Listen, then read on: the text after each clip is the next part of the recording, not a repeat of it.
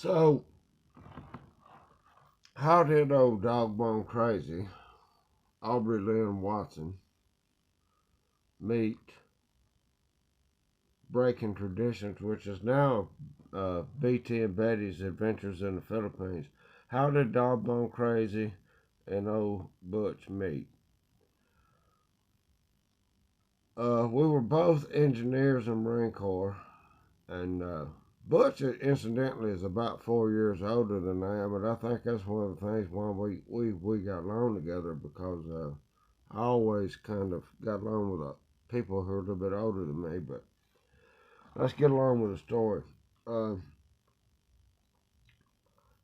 I spent 4 years in the Marine Corps. I was a 1345 heavy engineer equipment operator, and Butch was a 1371, which is basically a just another form of engineer. They do the the carpentry work, the bridge building, the explosive work, a lot of your demolitions and things of that type of nature.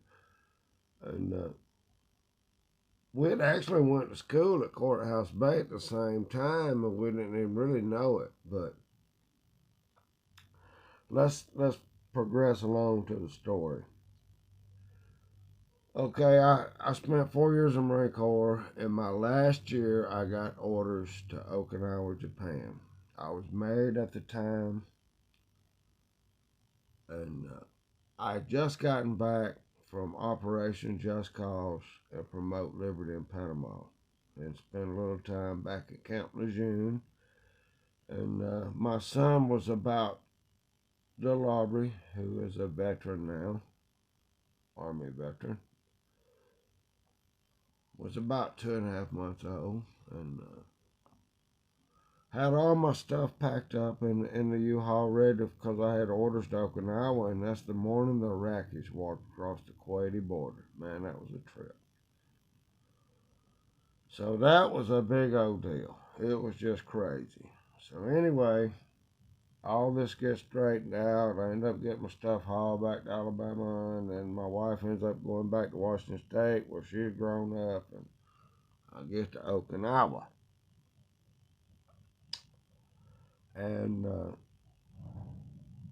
there was a typhoon that had blown into Okinawa. We got stuck in St. Louis for like 5 days on a MAX flight. It was crazy. So we finally get to Okinawa, and I'm broke because I was married and all my money was going to my family.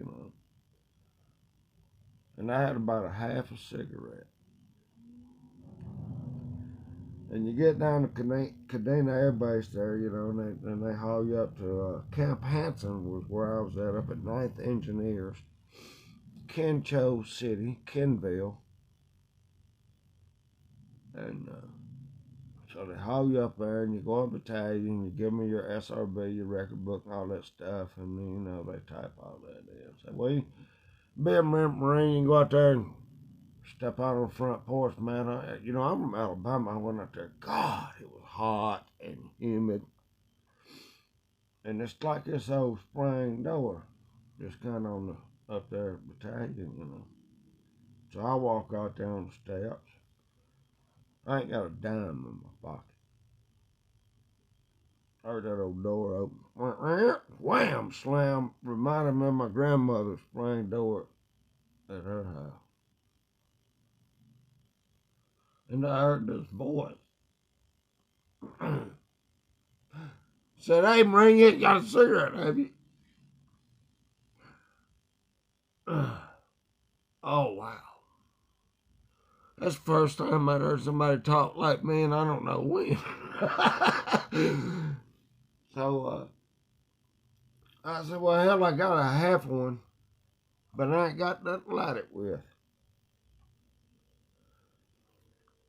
And I turned around and looked. There's a Marine standing there, and we was wearing our short charters, tropical charters. You ain't supposed to carry nothing in your pockets. He reached up my top pocket. He pulled out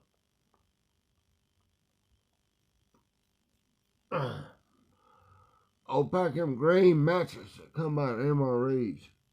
And they wasn't but about 4 matches in that damn pack.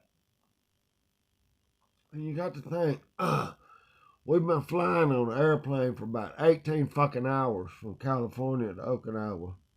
You get kind of sweaty and funky. I had a half a cigarette and he had 4 matches. We got that last damn match to light. And stood out there and shared that half a cigarette. Then a couple weeks later, he come over my barracks and seen me, and that's how we got together.